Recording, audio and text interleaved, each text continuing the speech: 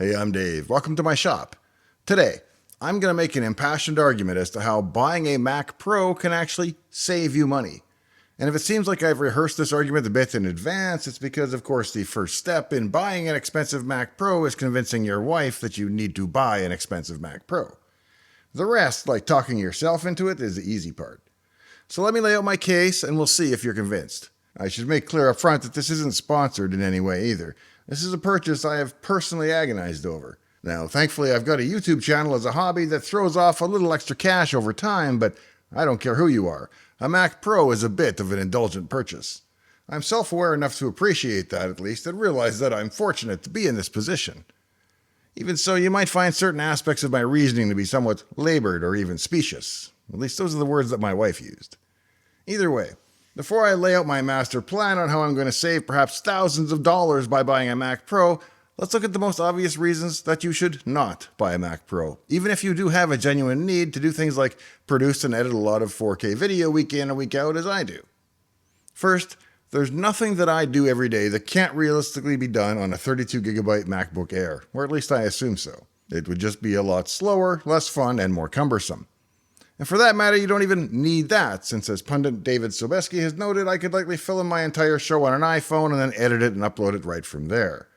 Or I could use Clipchamp under Windows for free, or any number of things. And so, we have to get past the literal need part, because by definition, almost nobody needs a Mac Pro.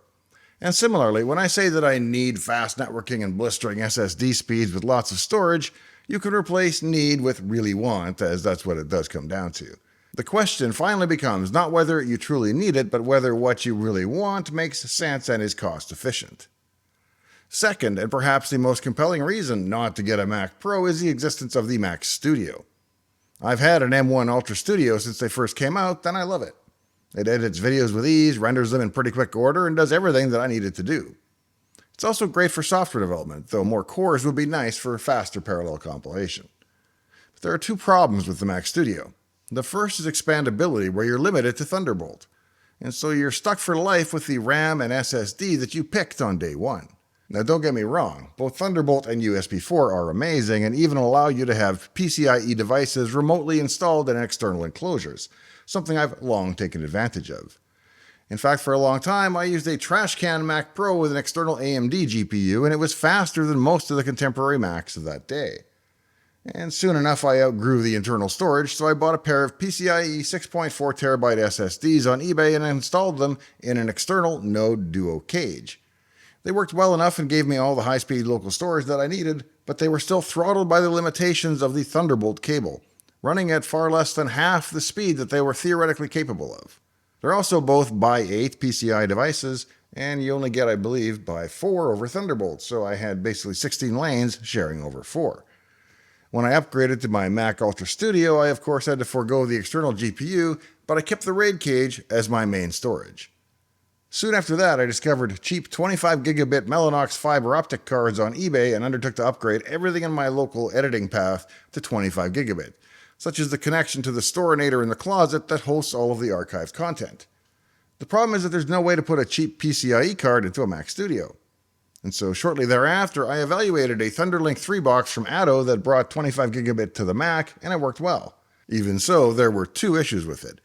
First, it was limited to 22GB across both ports due to the realities of the Thunderbolt connection. It's a minor thing, but a bit frustrating. And second, they cost at least $1,300, so they don't come cheap, especially compared to the $43 PCIe versions that are all over eBay. One of the first questions in building or buying a new PC is how much local SSD storage do you need? I'm a bit of an odd case, I think, in that I've always spec'd my Macs with the smallest internal storage, usually 1TB for the current models. And then I usually run a data drive of some kind, which was USB in the old days and Thunderbolt in more recent times. Keeping most of my data segregated from the operating system has other benefits, and as somebody who grew up having to reinstall Windows literally every morning, just by virtue of my job description, it's just the way that I prefer to do things. But so how much is enough? If you're producing video and editing it locally, I think you need at least 4TB for smaller projects and 8TB if you're editing long 4K segments. And the total amount of storage that you ultimately need will depend on how much data you choose to keep locally versus off on a server. In my case, I aimed for at least 12TB. For years, as I've noted, I've had this pair of 12TB drives in RAID 0 SSD storage, and even though it's been constrained in speed due to the Thunderbolt, it's been big enough that I never had to worry about it. But since I figured I'd be saving so much by buying the Mac Pro, I opted to buy a third 6.4TB drive for a total of 20TB.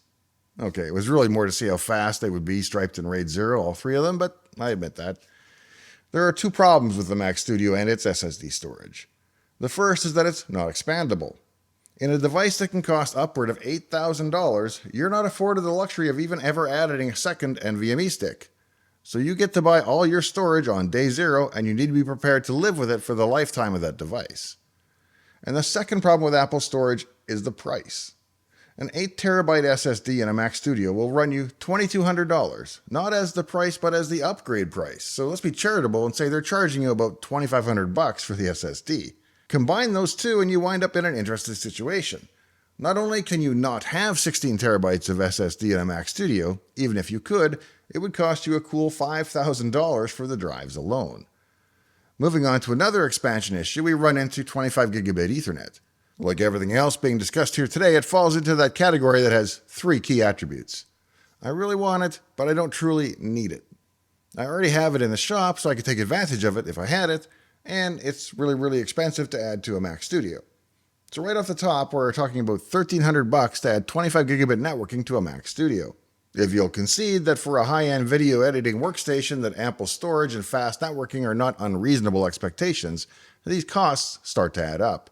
To get the Mac Studio in the same 24-core CPU, 76-core GPU, and 128GB of RAM config as I spec'd the Mac Pro at, you're at $6,000 out of the gate for a studio. The Mac Pro is pushing $9,000 at the same config, so you're looking at a delta of about $3,000 just for the case and slots. If, however, you accept my earlier logic on the cost of SSDs and networking, we can add $5,000 and $1,300 respectively. That would bring you up to an incredible outlay of over $14,000 to get an equivalent config in a studio. So how much did the Mac Pro cost? Well, we already know they're not cheap. I got the best possible CPU and GPU, but otherwise I didn't go crazy because I figure 128GB should suffice, and 1TB is enough for the OS. That put me right around $9,000. Not cheap by any estimation, but it's still $5,000 less than a comparably equipped studio would be.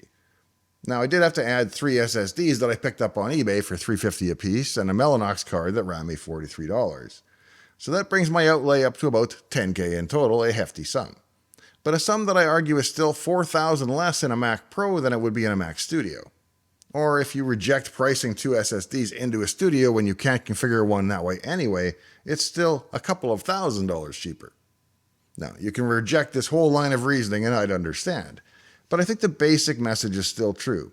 It's cheaper to expand a Mac Pro with commodity PCIe hardware than it is to expand a studio with custom Thunderbolt hardware, and the performance results are a pleasant side effect. At some point, if you're adding enough hardware, you'll actually break even with a Mac Pro. If you don't have a need to expand a studio beyond its factory limits, however, then the studio is definitely the way to go. But enough trying to convince myself. Let's take a look at what you get for your money when you step up to the M2 Mac Pro. I'll spare you the unboxing, since as elegant as the packaging is, you've no doubt already seen it or can see it elsewhere. It's the inside of the machine that we're interested in, so let's have a look. On the back of the machine, we find 6 Thunderbolt ports for a total of 8 on the machine. Below that, we find our dual HDMI, which I believe is 2.1, but it will do 8K at 60 and 240 Hz at 4K. There are also a pair of USB-A ports on the back here. Inside, we find 8 slots. Now, the top one is proprietary, it's not PCI, which means we really have 7 PCIe slots. That top proprietary one is occupied by the Thunderbolt bridge card, and the first PCIe slot contains those HDMI and USB-A ports, leaving you a total of 6 open slots. 4 of those are by 8 slots, and the bottom 2 are by 16. When I installed the first pair of SSDs, I was pleased to see that my performance more than doubled from when they were in the external Thunderbolt RAID cage. But my next step was to install all 3, along with the 25GB Mellanox card. These are all by 8 cards at best, so there's plenty of PCIe bandwidth available in each slot, and it's all Gen 4. Yet for some reason, my speed didn't markedly increase when I added the third SSD. My suspicion was that 2 of the SSDs must be sharing bandwidth, or perhaps even all 3, and that they've saturated the PCIe lanes. I looked around seemingly in vain for a map of how the PCIe slots are connected to the M2 on the Mac Pro, but I simply couldn't find one. And that might be because they're dynamic. There's a utility in macOS that allows you to auto-assign the PCIe lanes or to manually balance them between two pools known as Pool A and Pool B. I went in and tweaked that, and though I confess I don't know exactly what I'm doing, I managed to get the speeds up to the SSDs to the point where I was getting more than 7,000 megabytes a second in both reads and writes, which isn't bad for what are actually Gen 3 devices. Now, of course, I could just throw 4 super fast 8TB Sabrent PCIe Gen 4 SSDs into a Buy 16 card, and that's exactly what Linus Tech Tips would do, and it would be much faster. But I already had the sunk cost of owning the existing pair of SSDs that I had on hand, and so far, Sabrent hasn't made it rain SSDs in Dave's garage. But if Sabrent or Corsair or Western Digital want to show off how fast their SSDs can be in a top-line config, they know where to find me. My performance is up about 30% across the board from the M1, and that's true for both video production and code compilation.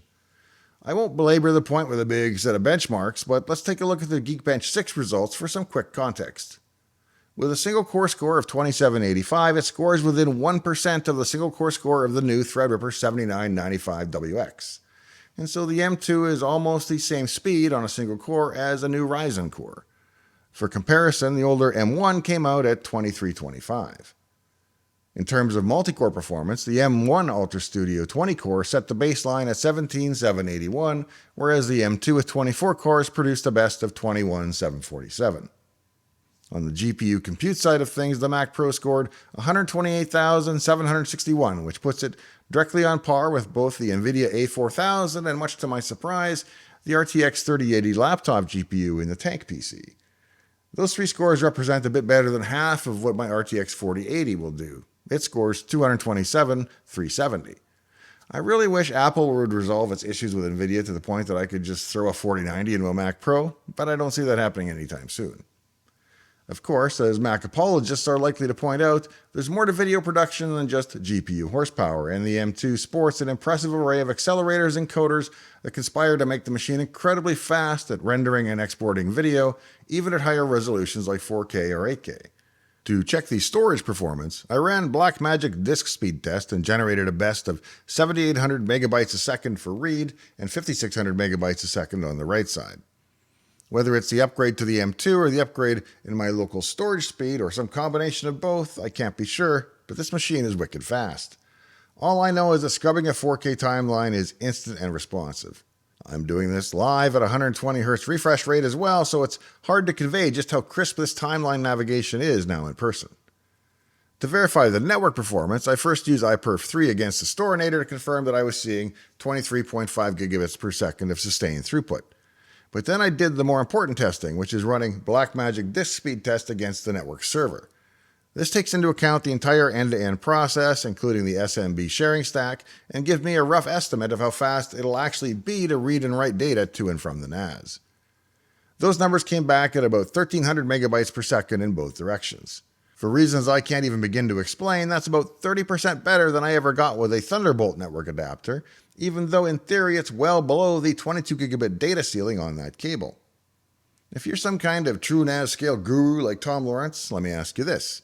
Why can't TrueNAS satisfy read hits out of the cache at wire speed on a 25 gigabit connection? It's a Xeon Silver 4216 CPU, and the dataset spans 3 VDEVs of 9 drives each. In front of that is an Optane SSD cache tier, and it has 384 gigabytes of RAM as well as S-Log SSDs, so I'm perplexed as to why it's not 2,500 megabytes a second all day long. If you happen to know or have a suggestion on how to get it there, please shout out in the video comments. If you found today's episode to be any combination of interesting or entertaining, remember that I'm mostly in this for the subs and likes, so please be sure to leave me one of each before you go today.